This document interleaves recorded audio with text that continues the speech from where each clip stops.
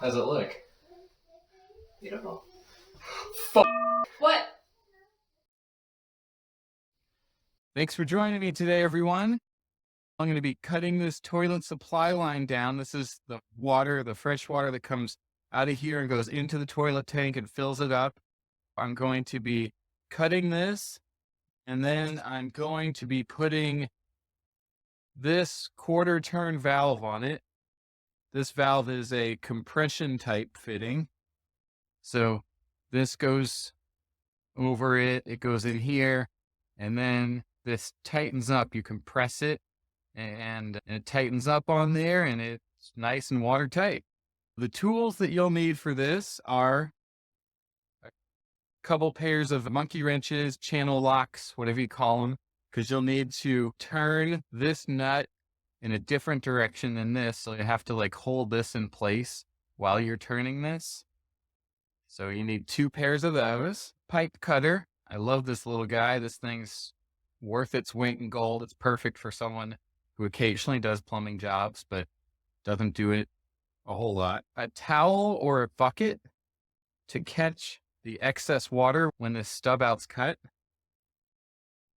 And an escutcheon.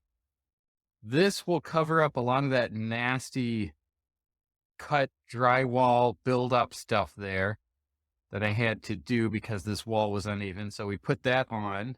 You can see it looks a little better. It's still not perfect. I'll probably end up caulking or maybe even doing a little more mud around that. But for now, this works. Then you'll put on the nut for the valve. And then put on the little compression ring. See how that goes in there. I'm going to make the cut. There's regulations about how high up the toilet supply should be from the floor and for how close it should be for the toilet flange. The toilet flange is right under here. I'm not a plumber, but as far as I know, there's no set code for exactly how long out the toilet supply line should stick before you put the valve on. But you just want it so that it's comfortable, that you can reach down there and turn it. Just don't make it too short. It's easier to make it shorter, but you can't make it longer once you cut it.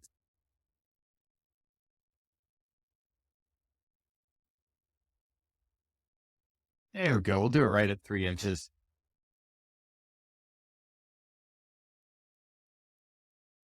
Now here I'm deburring the fresh cut, and I'm also going to take a sanding sponge and kind of sand around the rough edges, get rid of the sharpness created after the cut. I also balanced a level on the valve to make sure it's perfectly upright. Make absolutely certain that the valve is closed before turning the water on. This was a big mistake that I hadn't made in a long time, but when you're in a rush, sometimes you forget or you miss the basics. That's what happened here. And you can see the water shooting out of the valve, not because it's leaking, not because the connection isn't tight, but because I forgot to close it.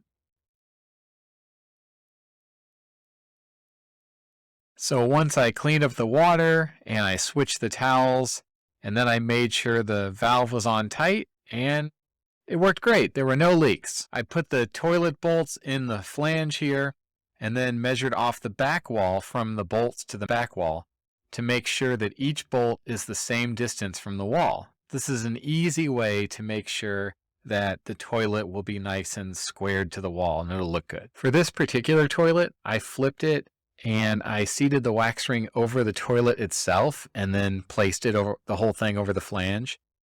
Though I've done it the other way where you put the wax ring on the flange and then lower the toilet down. The manufacturer recommended doing it this way, and so I figured it's probably easier anyway. A great tip I learned from someone else was to put straws over the bolts when you're lowering the toilet. It'll help guide the toilet down as you're lowering it on. Now, as I lower the toilet directly onto the flange, let's see if you catch the big mistake I made. Did you see it? I realized it as I'm checking a few last measurements. Let's go live. At the bolt, it's 4 and... Yeah, okay. 4 1/4. All right. Yeah, because you can't really move it. We'd have to replace the wax ring. So I'm glad it's on good.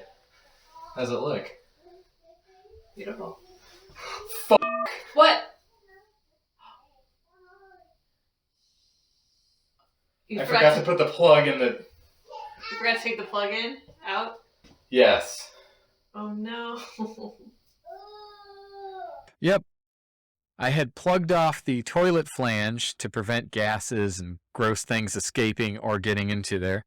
And I forgot to take the plug and the towel that I had stuffed in there. I forgot to take both of them off before putting the toilet on. I had to take it off and start over.